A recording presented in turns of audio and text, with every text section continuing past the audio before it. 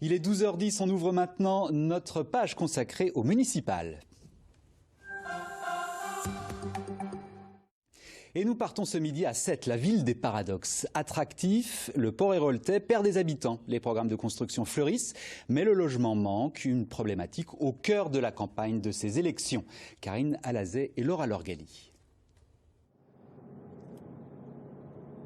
Sète, dans l'Hérault, près de 44 000 habitants serrés entre le Mont-Saint-Clair et les canaux, la plage et l'étang de Thau.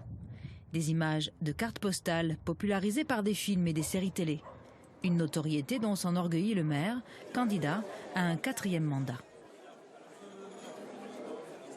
Le gros a été fait, maintenant il faut rendre la ville beaucoup plus apaisée. Là on est dans une rue piétonne par exemple qui vient d'être aménagée. Je crois qu'il faut continuer cette démarche et la mobilité bien évidemment est au cœur de notre projet global de la ville mais aussi du territoire de cette agropole Méditerranée.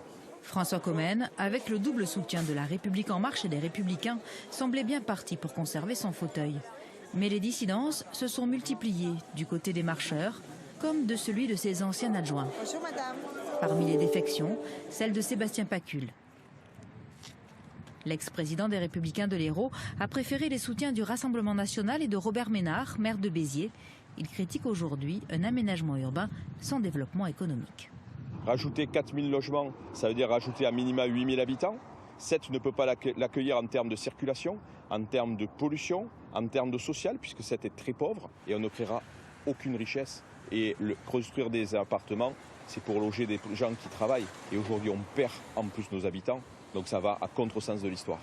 Sète, une commune qui suffoquerait à cause de la circulation et du béton. Un thème fédérateur ici. Le Carmel, par exemple, une zone boisée de 8000 m² proche du centre, aujourd'hui programme immobilier. Depuis des mois, riverains, associations et élus multiplient les protestations. Mais quand tu vois les logements insalubres, comment peut-on construire ?